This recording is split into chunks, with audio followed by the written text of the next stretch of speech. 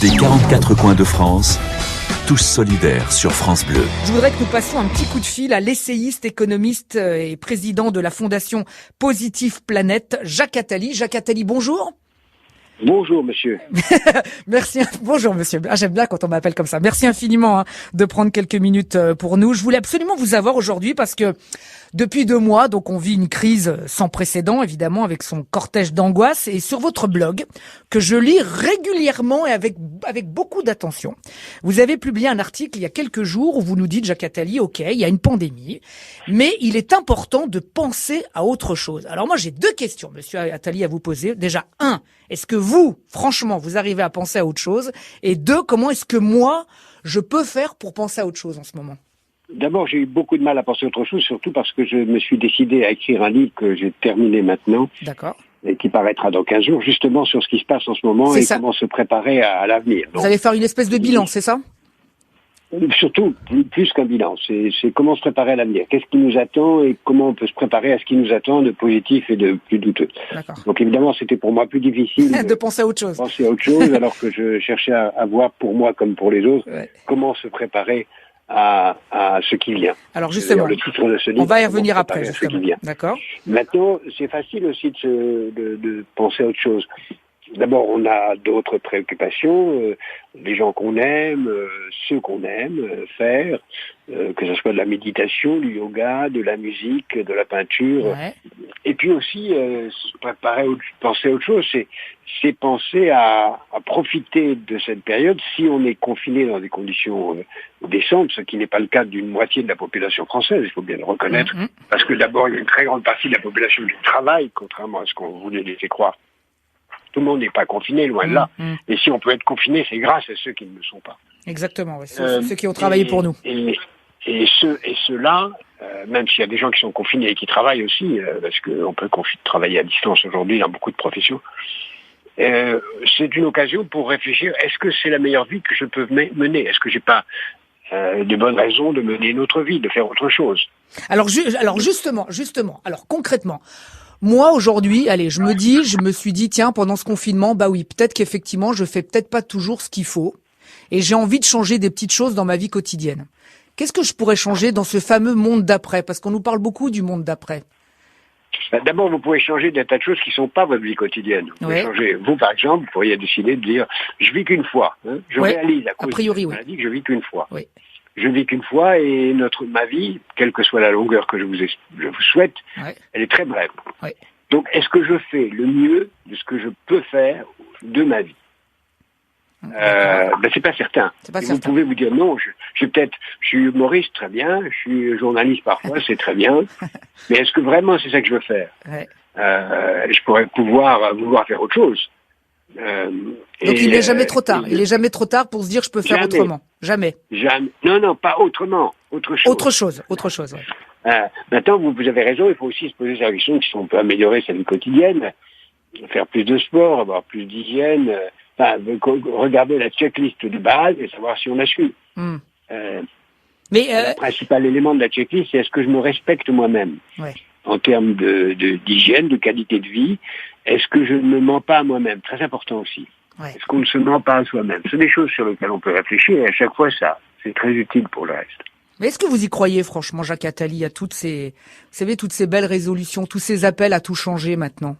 On a l'impression qu'on est un petit peu au mois de janvier, vous savez, quand on se dit... En effet, il y a des tas de gens qui ne rêvent qu'à retourner à la situation antérieure. Mais on ne retournera pas à la situation antérieure. Même si la pandémie, ce que je souhaite, disparaît la semaine prochaine, ce qui est possible, ou qu'on trouve un médicament, on ne retournera pas tout simplement d'abord parce qu'il y aura, malheureusement à l'échelle mondiale, énormément de misère et de chômage. Parce qu'il y a des gens qui ont commencé à travailler autrement et qui vont parvenir à un travail antérieur, parce qu'on aura commencé à comprendre qu'il faut mettre beaucoup plus d'argent sur la santé, sur l'éducation, sur l'hygiène, sur les énergies propres.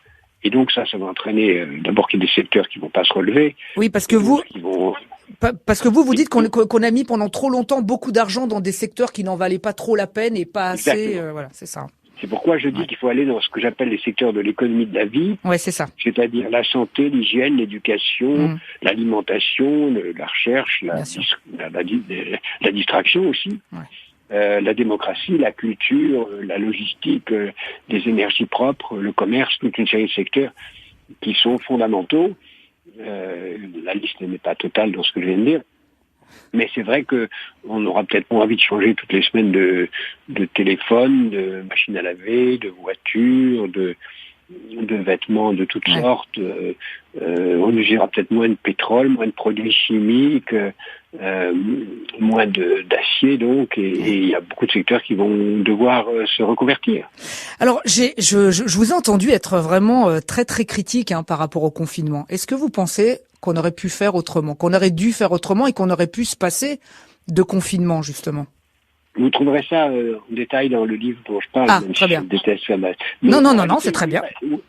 Je me suis intéressé à faire une chronologie aussi précise que possible, jour par jour, de ce qui s'est passé dans le monde.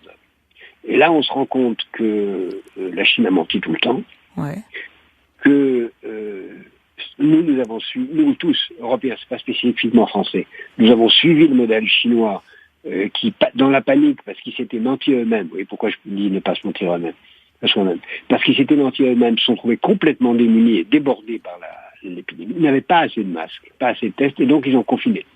Et nous, au lieu de regarder juste à côté, un pays qui a commencé depuis le mois de décembre, je dis bien décembre, à se préparer à la pandémie, alors qu'il n'y avait aucun cas chez lui, qui a commencé dès le 12 janvier, alors qu'il n'y avait aucun cas chez lui à préparer les tests, et qui ensuite a mis en place une stratégie, pas de confinement, masque tout le monde, test pour tout le monde. On isole, on soigne s'il faut. Voilà, c'est la Corée du Sud. C'est la Corée du Sud, ouais. Et ce pays qui a à peu près une population voisine de la nôtre. Il a moins de 600 morts. Ouais. Donc, et on aurait parfaitement pu faire ça. Mais on aurait eu donc beaucoup moins de morts et beaucoup moins de conséquences économiques parce que l'économie aurait continué à tourner. Donc, on a fait tous, pas spécialement la France. Ouais. On a fait tous collectivement une immense erreur de choix. Moi, depuis le fin février, je dis à tout le monde, il faut des masques et des tests, il faut vraiment avoir des masques et des tests, c'est très très important, ça passe avant tout. On l'a pas fait. Et on l'a pas fait. Voilà, on en est là. Et est-ce que cette pandémie était prévisible alors? Est-ce que vous dites on aurait pu éviter vraiment tout ça? Oui, bien sûr, elle était prévisible, elle était prévue. C'est encore une fois renvoyé à moi-même. J'ai parlé du risque de pandémie en 1998 dans un de mes livres. J'en ai reparlé dans un de mes livres en 2009, dans des articles en 2010. Je suis pas le seul. Bill Gates en a parlé en 2015. Il y a eu des articles innombrables qui en ont parlé. Il y a eu des séries télévisées, des romans. À partir de 2018, la Corée, encore elle, a mis en place un groupe de travail pour se préparer à la prochaine pandémie de coronavirus en 2018. Donc c'était parfaitement prévisible. C'était parfaitement prévu. On l'a simplement pas... Il faut se rappeler que les choses négatives qu'on prévoit, personne n'a envie de l'entendre. Non, c'est sûr. Alors, Monsieur Attali, vous savez, ici, le samedi et le dimanche, il y a France Bleu qui m'a donné ces 2 fois 2 heures d'antenne depuis le début de la pandémie pour essayer un petit peu de prendre les choses un petit peu avec recul, un peu avec humour et de rester d'être positif. Est-ce que vous pouvez nous dire quelque chose de positif là? Est-ce qu'on doit tirer quelque chose de positif de tout ça? Bien sûr, énormément de choses. Évidemment, d'abord, je pense à tous ceux qui sont morts, à tous ceux qui ont du chagrin, à tous ceux qui ont perdu ou vont perdre leur travail. Évidemment. Donc, il ne faut pas dire vous n'avez pas de pain, mangez des brioches.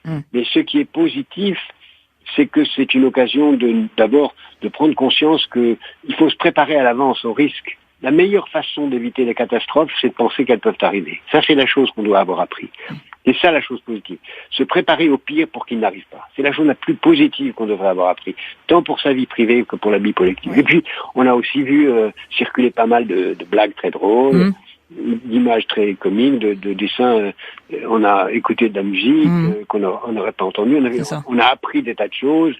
On a pris des nouvelles de gens dont on ne prenait pas de nouvelles. Non, tout ça n'est pas si mal. Ok. Alors, dernière question, Monsieur Attali. En 2015, sur une autre radio, dans une émission que je faisais avec Anne Roumanoff, à un moment donné, je vous avais posé une question. Donc, on était en 2015, d'accord? Je vous avais dit, voilà, Monsieur Attali, dans 2 ans, c'est la présidentielle de 2017.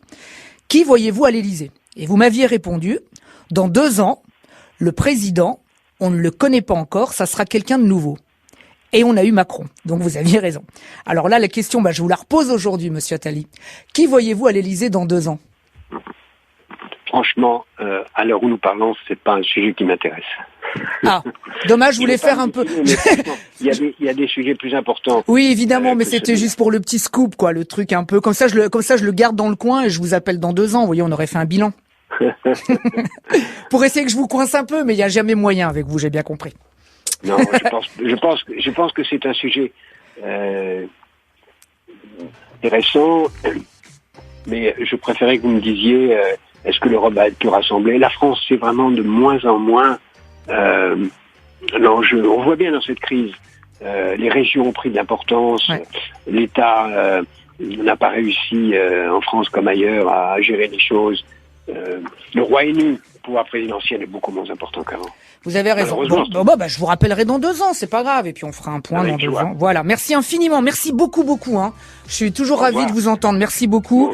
Je signale qu'est sorti lundi dernier en librairie un livre qui devait sortir en mars dernier, À tort et à raison. Voilà. Aux éditions de l'Observatoire. C'est une passionnante avec Frédéric Tadei. Exactement. Qui a lu tous mes livres et posé des questions très exigeantes. Voilà. C'est un livre un peu d'autocritique et c'est très très bien. Merci beaucoup.